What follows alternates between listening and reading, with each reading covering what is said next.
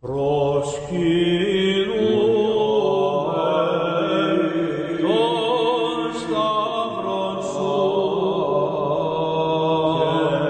back to the History of the Papacy podcast, a podcast about the popes of Rome and Christian Church. Prepare yourself to step behind the ropes and leave the official tour of the story of the popes and Christianity. I am your host, Steve Guerra, and I thank you for joining me on this journey.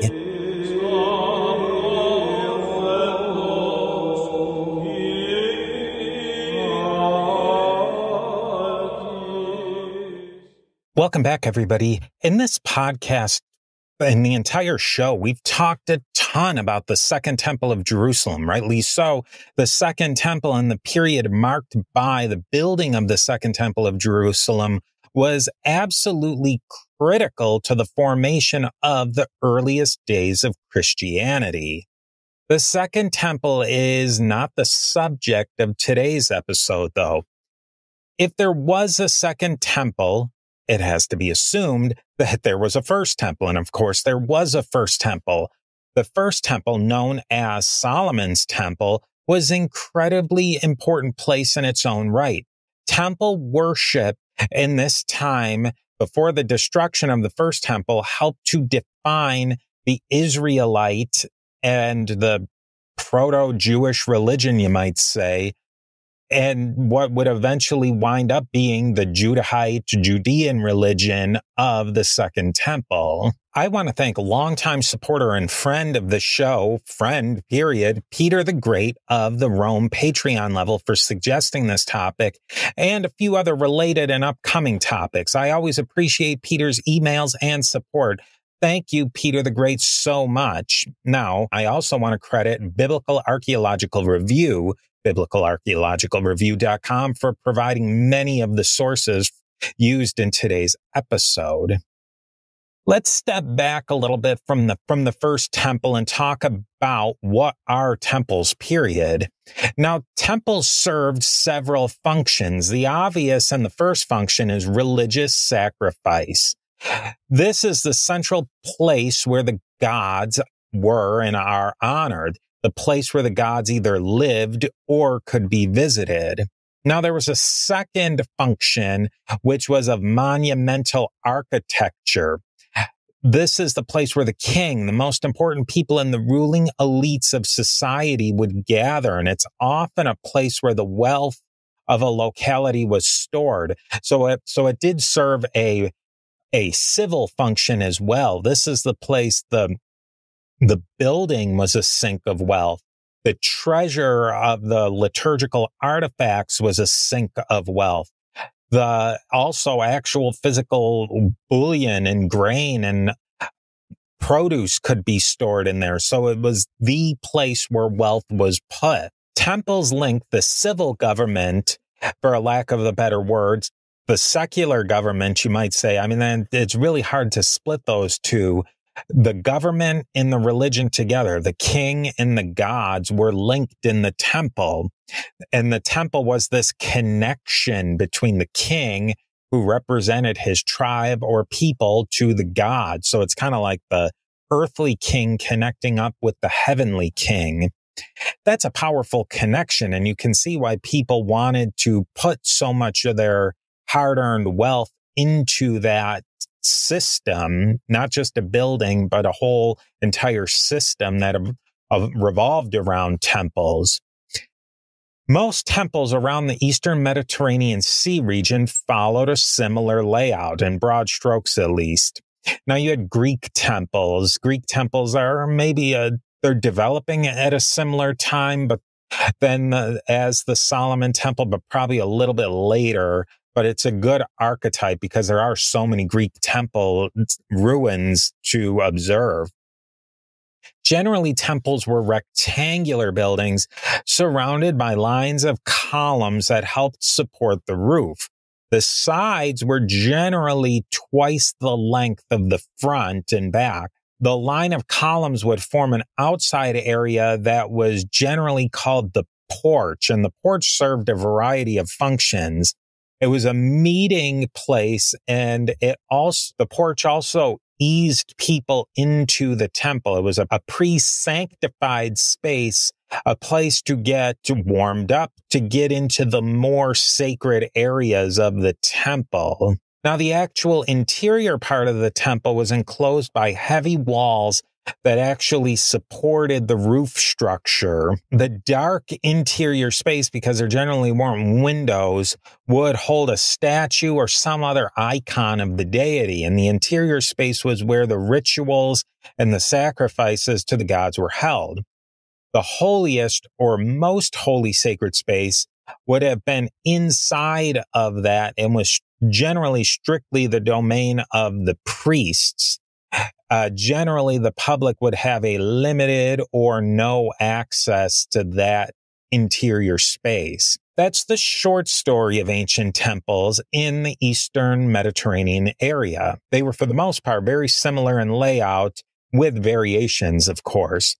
The interior would have been dark, being that there weren't windows. The interior area was known as the cella, or in Latin, the naus. This area would have been lit by candles or by oil lanterns, so it would have given it a whole otherworldly feeling to it. Larger temples, in many cases, could have another temple built inside of them. And there were some gigantic temples in antiquity.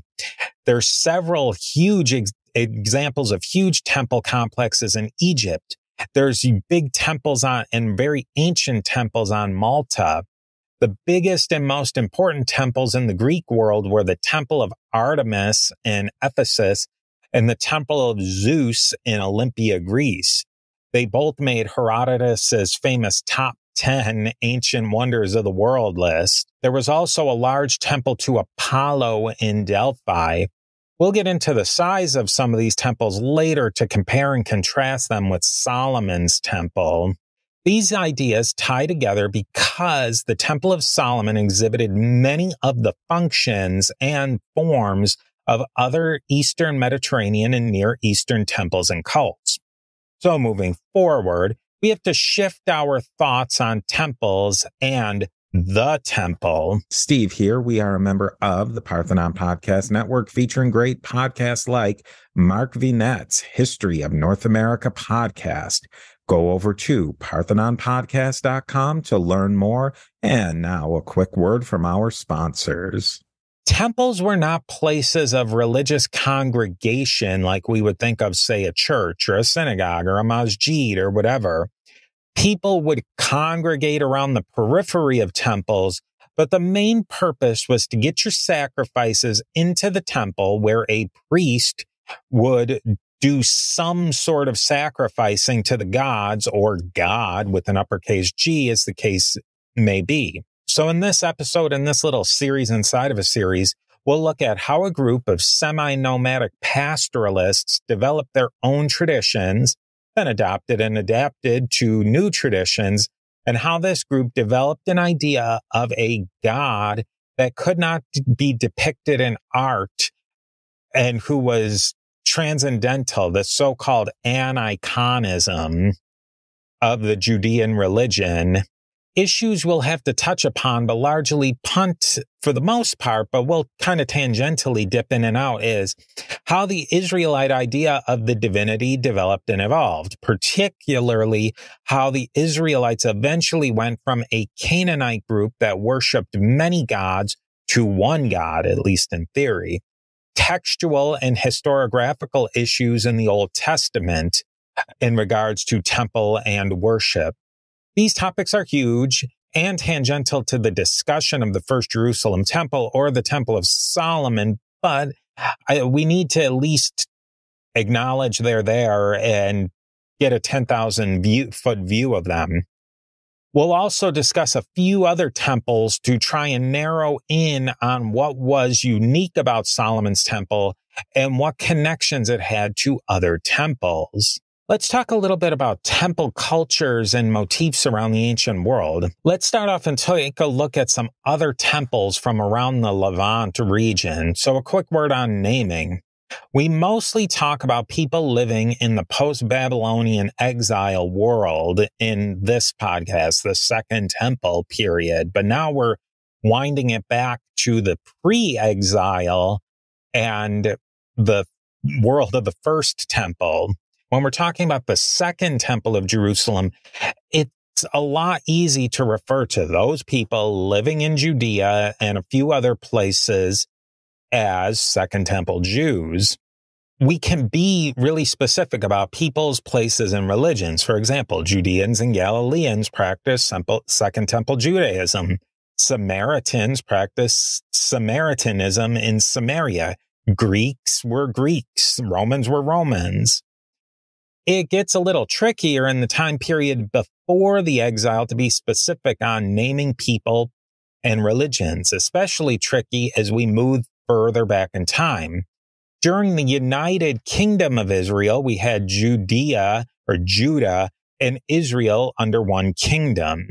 They all practiced a continuum of related Israelite versions of Canaanite religions. We can dabble into what the theology was of these various religions, and it's very complicated, it's controversial. But the short story is the Temple of Solomon was actually built in Judah. So not to split hairs, but with all of that, what terms should we use? Should we call them Hebrews? Should we call them Jews? Should we call them Judeans? Should we call them Judites? Should we call them Israelites?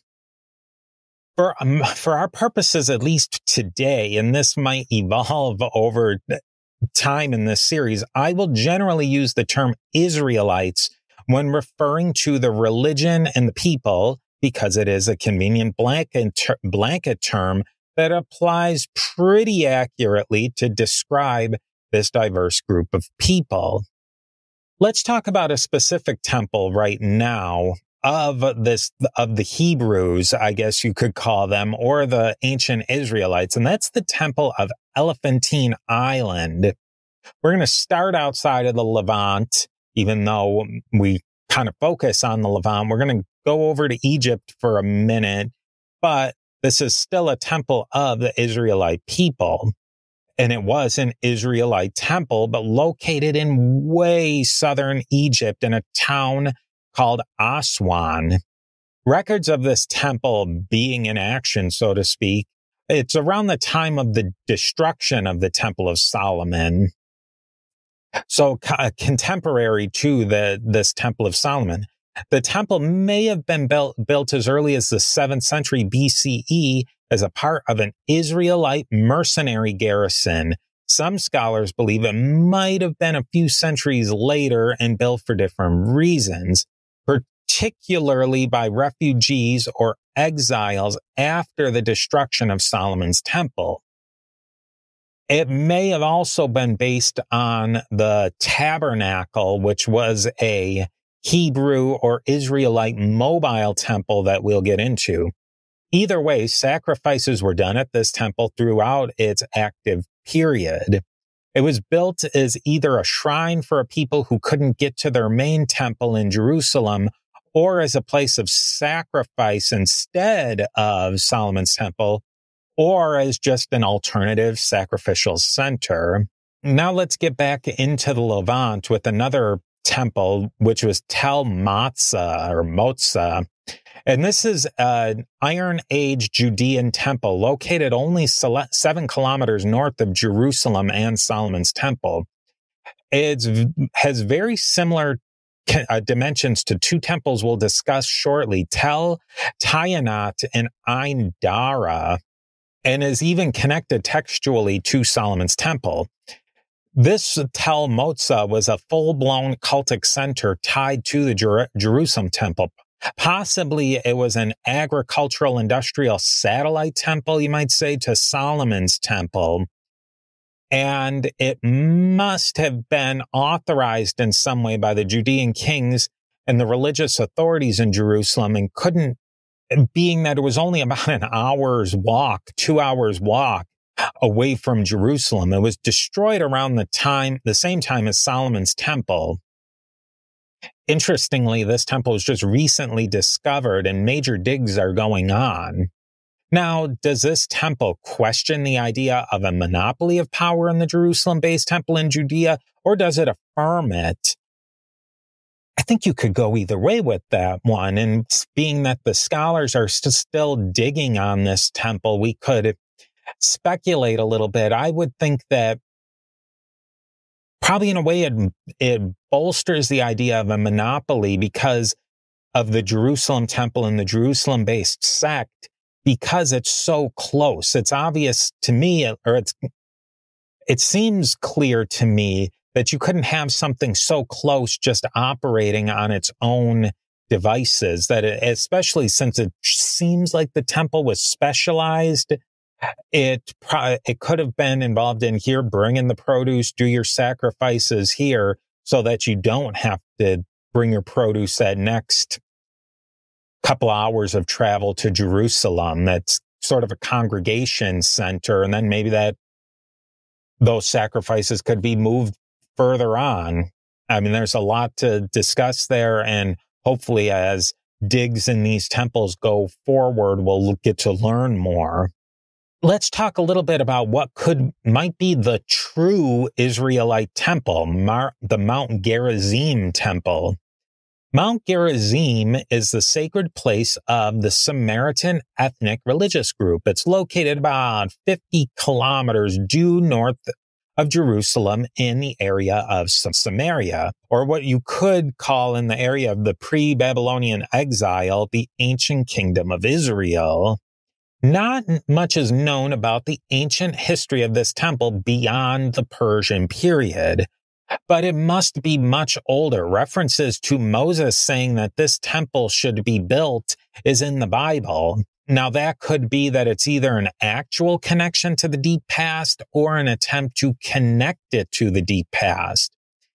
It makes sense to have a temple at Gerizim. The independent kingdom of Israel needed its own cultic center to tie together the king and the religion of this northern kingdom.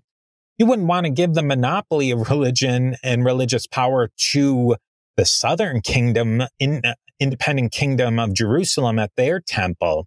Remember, temples are much more than religious places. They are places of power. I mean, we can even tie that into the Catholic religion. A lot of nation states had a huge problem with the religion of Roman Catholicism being tied to the Vatican here in the United States and countries all over the world. And they wanted France, in particular during the French Revolution and that revolutionary time, and even before with Gallicanism, as we saw in our previous series, there's definitely an issue there that you want your religious power and your secular governmental kingship power tied all in together. You don't want them separated, and you don't want to give that power to somebody else to hold and to have. That idea of the separation of religion and state just doesn't exist. It would be basically preposterous to them. If you want to look at it, the deity lives there in the temple, giving the people or the king a tremendous amount of power. Temples are big money, donations of coins and different offerings would go there, and the priest and the king skim a little bit off of the top. An independent kingdom like Israel wasn't going to give up that power to another kingdom like Judea, no matter what the religious reasons. You can see why there was so much conflict described in the Old Testament books between the southern Judean kingdom and the Israelite kingdom in the north in the Bible. They were competing religious, military, and economic entities. Now let's talk a little bit about something called shrines. During and before the time of the Temple of Solomon, there's evidence of small shrines or altars called bama, or plural in Hebrew, bamat. There's both archaeological and biblical textual evidence for these shrines. They're based upon and related to general Canaanite models. They're usually built on artificial mounds in high elevated places like hilltops, but they're also mentioned being built in the bottom of valleys. They served as local places for local people to conduct a local religion. We're very localist. The Jerusalem-based Solomon Temple-based society likely either marked the end or the decline of these local shrines. There's still examples of local shrines and worship even into the Persian Second Temple period, but the monopoly of religious power was moving towards that centralized temple. That's where the kings and the royal court and the centers of power located. And there would have been a push and a pull between centralization and localization, but the tendency was towards the central temple. And in this case, for this series, Solomon's temple. But we'll get into this issue more. Now, there's a bunch of related and even very closely related temple ideas to what we think Solomon's temple looked like. Now, there's Canaanite temples in Lachish and Hazor. They're located in Jerusalem, they're located in Judea, very close to Jerusalem. They exhibited many of the same styles and functions of the Jerusalem temple. And I'm going to publish a bonus episode on one of these recently discovered Canaanite temples, Azeka's temple. I'm going to release that first on Patreon and on YouTube. So if you want to find out more about that temple, go over, subscribe on YouTube, like the video, subscribe. Or if you want to support the show just a little bit more, go over to Patreon and you can find that episode there and be able to listen and watch that episode both on YouTube and Patreon a couple of weeks before it'll ever be put onto the main feed. With Solomon's temple, we're talking about the southern Levant. But if we go up the coast a little bit, we can look at some temples in the northern Levant, in the area of Syria, that are very, very similar to Solomon's temple. The first one is the Tel Tayinat temple. It's two temples discovered in the far northern Levant, modern-day southern Turkey, northeastern Syria border area. There's Tayinat Temple 1, which is excavated in the 1930s, and then Tayinat Temple 2, excavated beginning in 2008. These temples are what archaeologists call the symmetrical Syrian temple design. They're very similar in layout to the description of Solomon's temple, and they're contemporary to Solomon's temple, built in the late Bronze Age into the early Iron Age. There's some interesting findings from Tayinat Temple 2.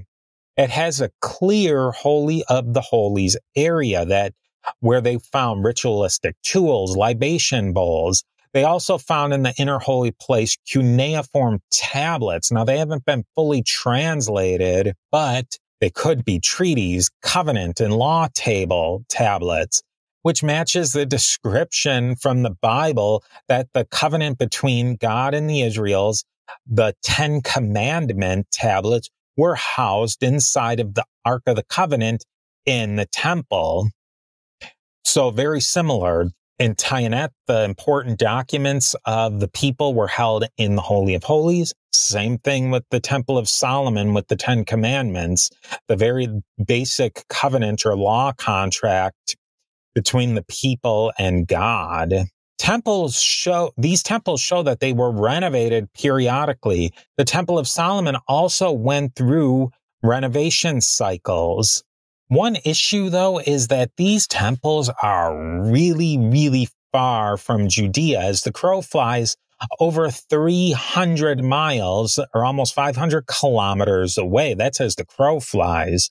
Tayinat and Solomon's temple were both in a Levantine Fertile Crescent context, even though they were quite far apart. So you could see that even though there's temple traditions that are closer, because these Canaanites had a really tight connection with this Fertile Crescent area, you could see why there might be more connection there. Oh, can I get your attention for just a second? A great way to support the History of the Papacy podcast is by joining us on Patreon at patreon.com/History of the Papacy. Your support on Patreon goes a long way to help keep the History of the Papacy sustainable for a long time in the future. There are 4 tiers of support on Patreon: Antioch, Alexandria, Constantinople, and Rome. Each of these tiers represents one of the traditional patriarchates of early Christianity. There are many great benefits for supporting the show on Patreon. The most important, though, is being included on the history of the papacy diptychs. In traditional Christianity, the diptychs are the list of bishops commemorated in their order of precedence. The sooner you sign up on Patreon, the higher you will be on the lists of the history of the papacy patrons. Let's talk a little bit about another temple called Ain Dara. This is possibly the closest analog found so far to Solomon's temple. It was located in a similar area geographically as the Tayinat temple complex. Ain Dara is across the border, though solidly in northern Syria. It was first discovered in the 1950s and excavated in the 1980s. Ain Dara existed at almost the exact same time as Solomon's temple. It's described as having an almost exactly identical layout to Solomon's temple. Same layout, same dimensions, same use of die-style columns in the entrance to the temple, representations of sphinxes similar to the representation of the cherubim in Solomon's temple. How do scholars determine then how exactly or identical they are? It's maybe a little bit different than how we might evaluate that as laymen, but based on the archaeology of the Ain Dara and description of the Temple of Solomon from the Book of Kings, scholars can come to certain qualifications, you might say. John Monson in the Biblical Archaeological Review magazine says 33 of 65 elements described in the Book of Kings are identical to Ain Dara. My question is 51% of elements being identical really identical? I was a little dubious at first thinking about that. 51% identical, is that really enough to say temples were, in fact, identical? I got to thinking about it a little bit, and I'm thinking 51%, if you looked at buildings that were 50% identical, you'd say they were pretty doggone close. And we're talking about the major elements of these two buildings are identical. So I think that could be an accurate statement, in at least my most humble amateur position. Now, what god was worshipped in these temples, Ain Dara and then the Tayinat complex? Nobody's sure. Could it be a storm god or possibly the female goddess Ishtar?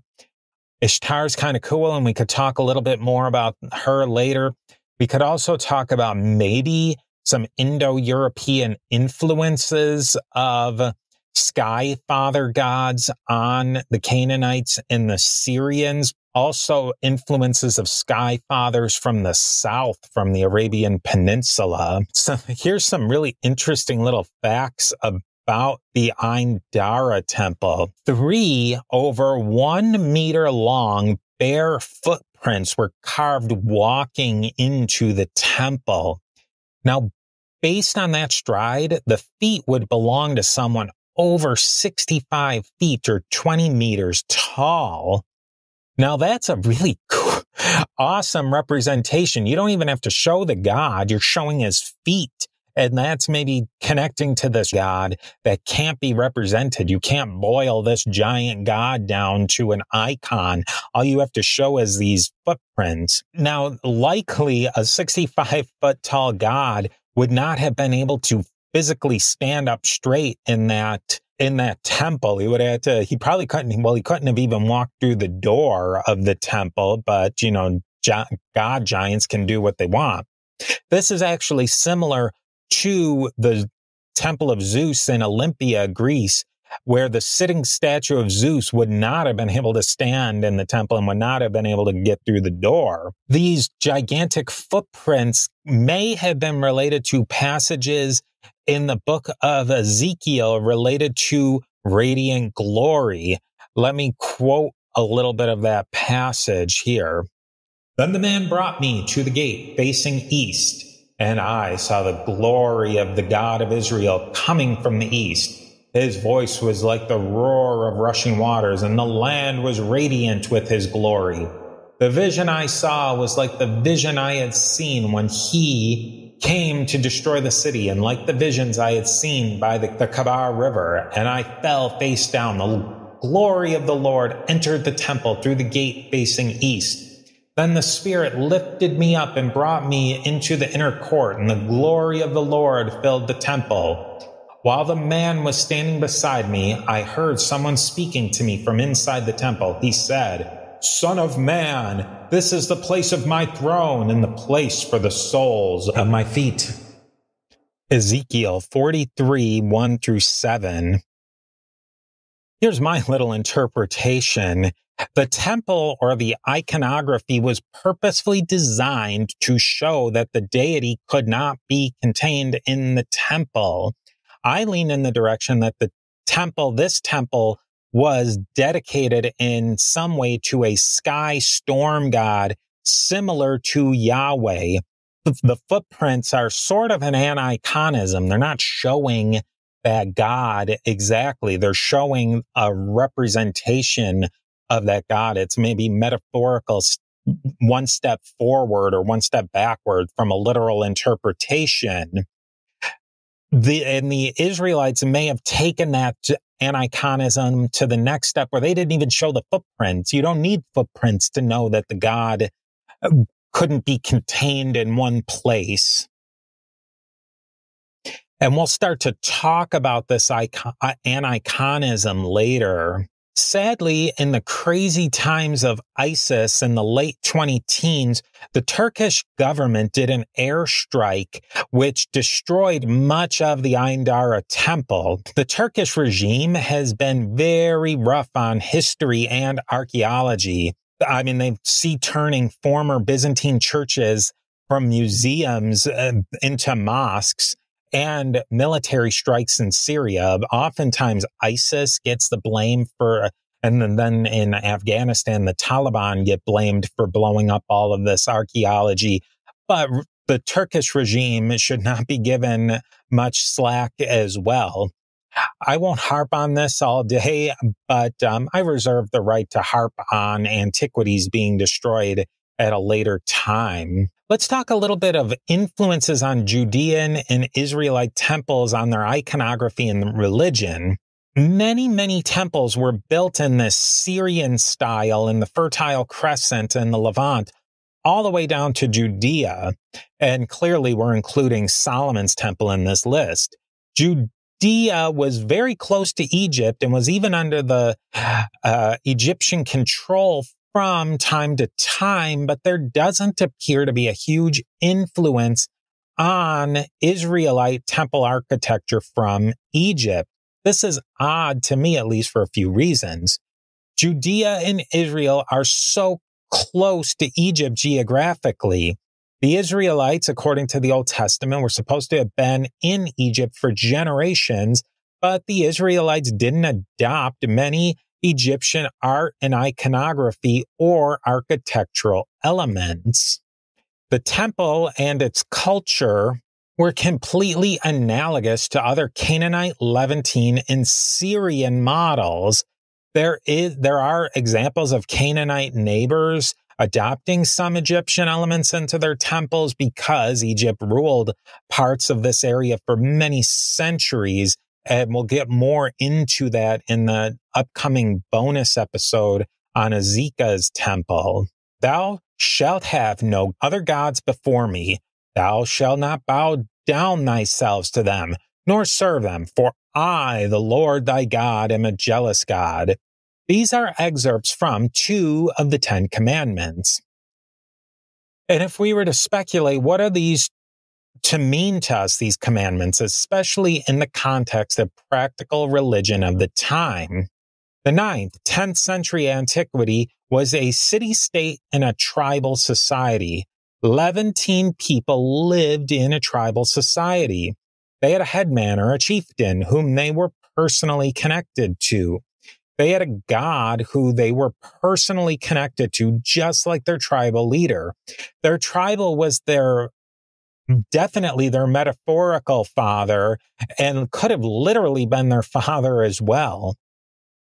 Their God fulfilled the same spiritual and celestial role. You have your earthly father, your earthly chieftain, and then you have your heavenly father or chieftain.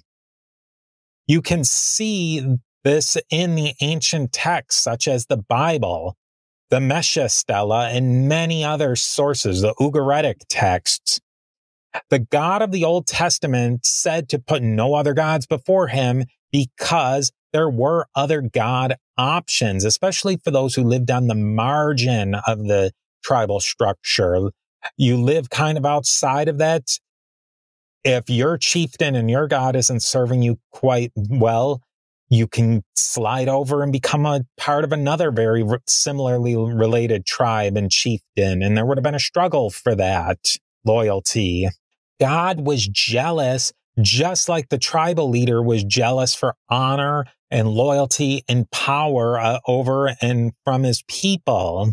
Look at the story of Jacob, who became Israel. He was a powerful chieftain. He had at least 13 kids of his own, born from at least 4 different moms. I bet you a guy like that would have had many other children. Each of Jacob's main kids had kids, forming the 12 tribes of Israel. Each of those tribes were all connected to each other through familial and marriage bonds. They were bound together by the power of their chieftain and the power of their God. There was an idea floating around at that time amongst the Canaanites, and I'm sure amongst the early Israelites, that there was a pantheon of gods, that there was a main sky god who had children. That sky god had a wife. It was a tighter pantheon than the Romans. Among the Israelites, the idea that the one God of theirs, Yahweh, was above the other ones, and then eventually that there were actually no other gods, became normative. But clearly in the Bible, this idea of monotheism or monolatry, as some scholars call it, was being tested constantly.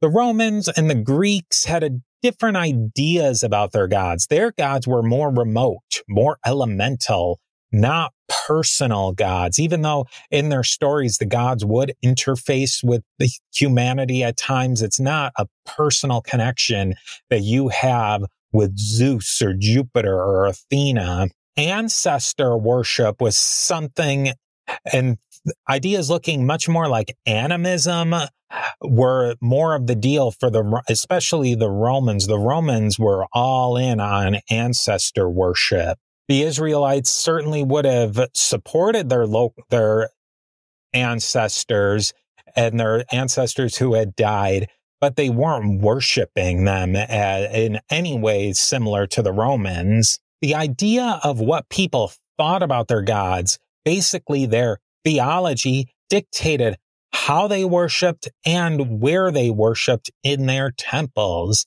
We're going to end this extended setup today. We got a lay of the land of where the temple came from. Now we're in the next episode, we're going to dive in to the temple, and actually a precursor to the temple, the mobile temple of the Hebrews, the tabernacle. I hope you enjoyed this episode. I really highly suggest you jump on over to YouTube. YouTube now has YouTube podcasts where you can like the video. You can listen there. I do almost all of my podcast listening through YouTube now, not through other podcatchers, but you can go over to YouTube and listen to the podcast like you can with any other podcatcher. You can also, if you hit the subscribe and ring the bell, you can get notifications for podcasts that have just been published, as well as special videos that I put up there and YouTube shorts. So definitely check that out. If you want to support the show more and get some of these episodes, get all of these episodes early and advertisement free, I would love it if you would consider joining us on Patreon, or even you can make a one-time donation. You can make a one-time donation through PayPal. And if you're out there and you're thinking, I don't use Patreon, I don't use PayPal, if you want me to join, buy me a coffee or something like that, definitely reach out. I know times are tough out there. Everything is more expensive.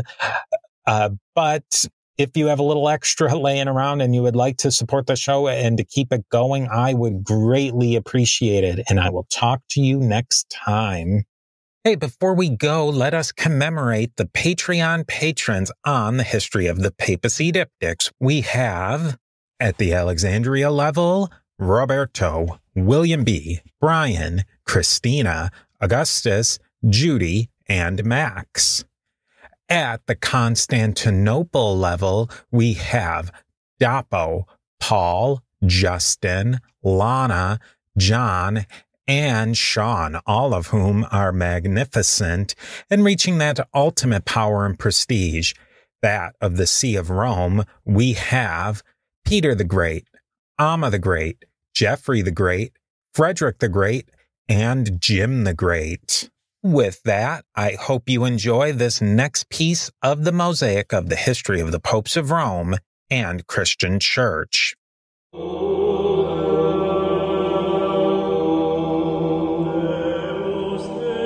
Deus